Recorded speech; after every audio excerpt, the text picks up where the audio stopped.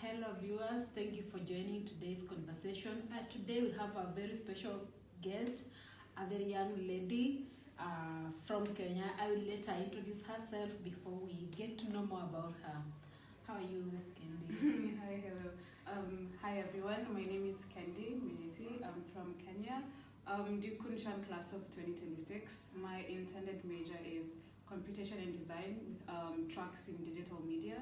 But I am also interested in a bit of philosophy, religion, and gender studies. Yeah. Thank you so much, Kendi, for that good introduction. And I know that we both come from Kenya, but we have never met there. This was our first meeting ground. I came to know of Kendi as one of the best students and graduate students here. So she has really hold our name very high here. So Kendi, kindly take us through your journey, your studying. You once told me that you joined JKUAT, Jomo Kenyatta University in Kenya, but then you decided to.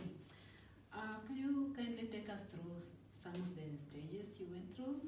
Okay, soon after graduating high school, once the KCSE results were out, I applied to join two community-based organizations that help students apply to universities abroad.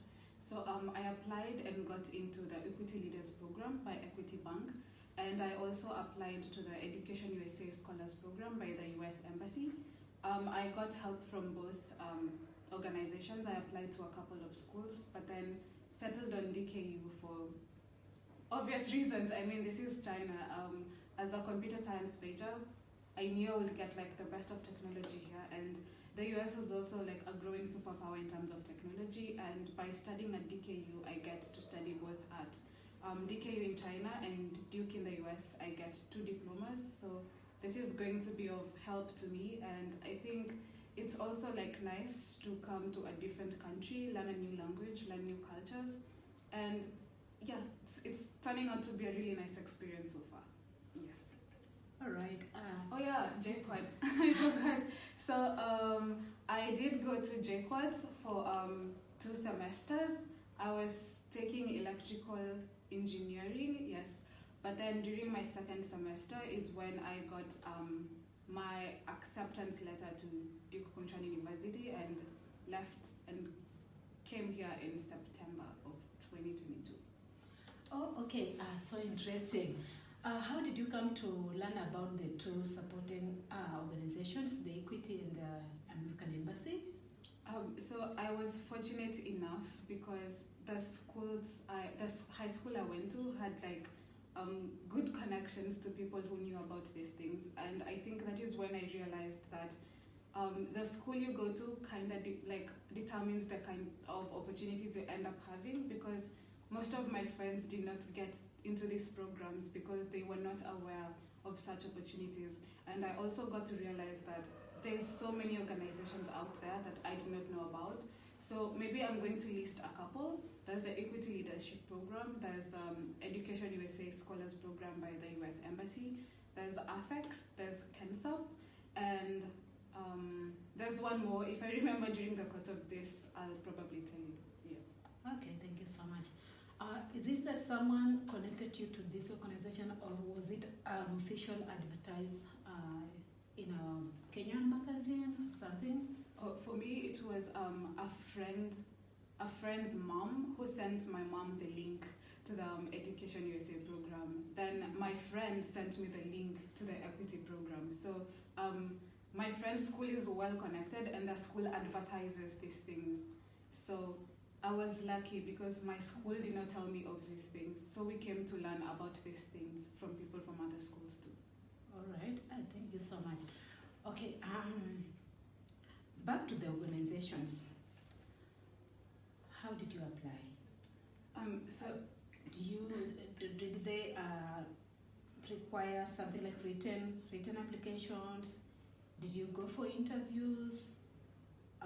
And do you still get such opportunities out there? Okay, so I think what is common to both is you have to write a couple of essays, but the first thing to qualify is to have certain minimum grades. So for the Education USA Scholars Program, we had to have an A in math and a minimum of an A minus in English. For the Equity Leaders Program, I think you just had to have an A or an A minus overall as your KCSE grade. But for both, you had to write a couple of essays and sit for some kind of exam. At least for the Education USA Scholars Program, we had to take a mock SAT test. And then how we got in was based on our grades for the SAT mock test. And then we had an interview afterwards.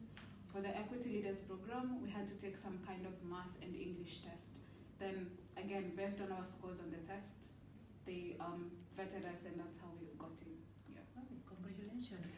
I am also getting to know these things for the very first time. I've never heard of them, and I know that it's information that is required outside there because we have so many parents and students who are who will listen to this clip, and they will really gain from this information.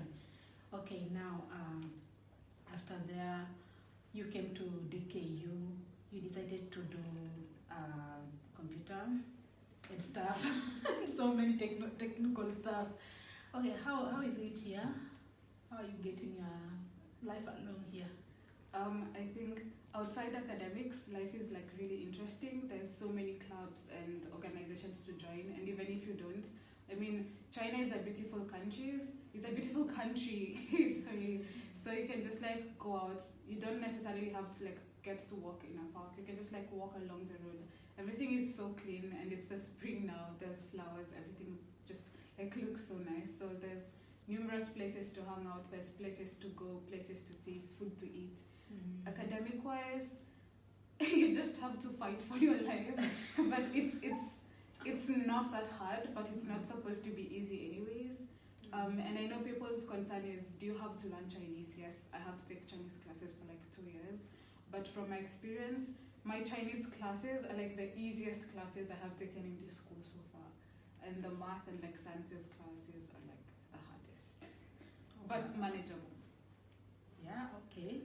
I haven't taken any of the language classes, and I think I have no passion. I think I have zero passion in languages, which is so interesting to learn actually. And now, what's your plans?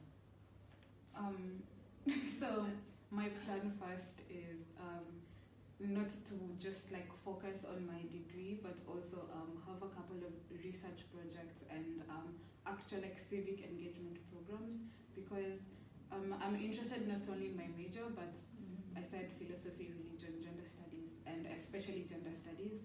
So I plan that by the time I graduate, I will not only have done like something related to my major, but I'll have either like a research paper or like a blog spot for gender studies, philosophy, religion, stuff like that. Yeah, oh, that's interesting as well, because these are some of the areas, challenging areas that we are currently having, especially across the globe. We can't say that it's in Africa alone. You have now studied at least in 2 countries, in Kenya and in China. How can you tell us the experience between the 2 universities? First of all, I think it's to note the difference in technical support and the kind of technology we find here, because I remember like going to the chemistry lab for the first time. It's so different from what I had in JQuat or what I had in high school.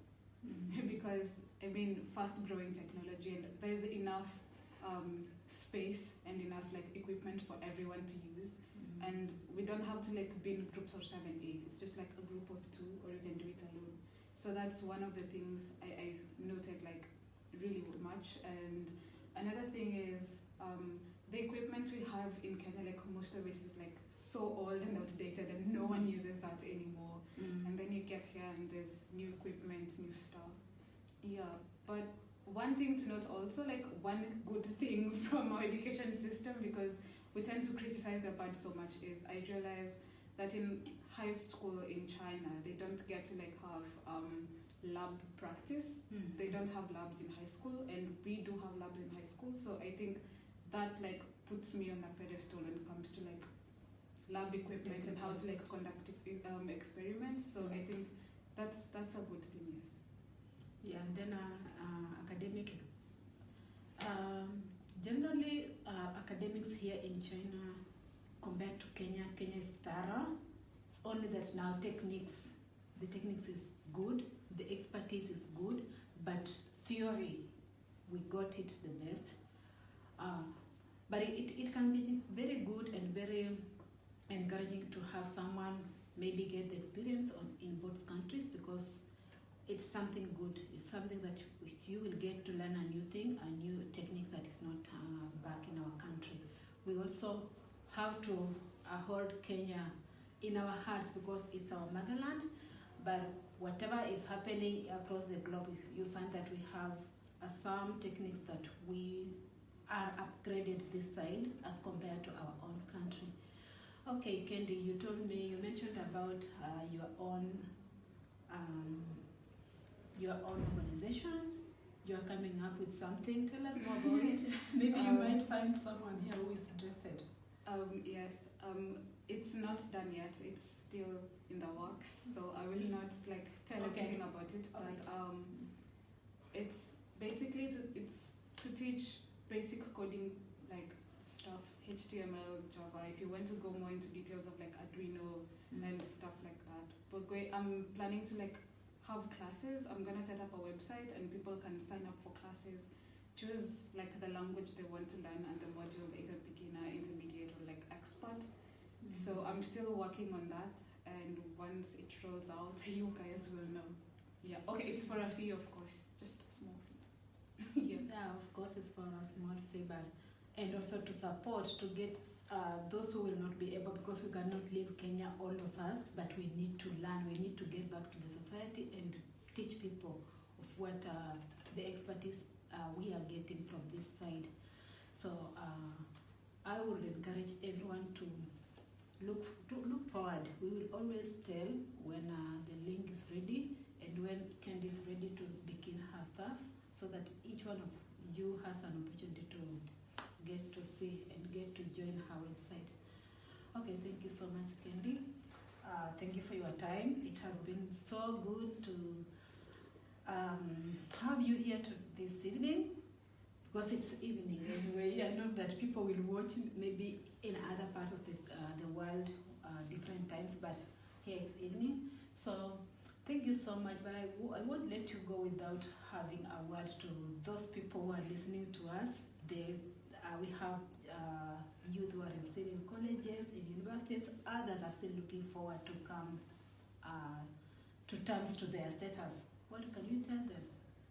I think this is something I have said before, and it's the world we currently live in requires us to move with audacity, and just not ordinary audacity. Have delusional amounts of it. So sometimes it's okay to be risky as long as you know your goals and you're going for them, but also act within your limits. You don't want to push yourself too much or push the wrong doors at the same time. But if you feel like you're failing, it's okay to fail sometimes to learn. Just don't do things blindly. Yeah. Thank you so much. Kendi has really helped so many youth in Kenya.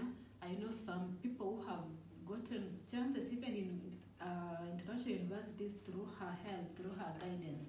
So if you have someone that is really willing to get to learn more about Kendi, you can let us know and we will see how to reach out and how to connect you. Thank you so much for watching, and have a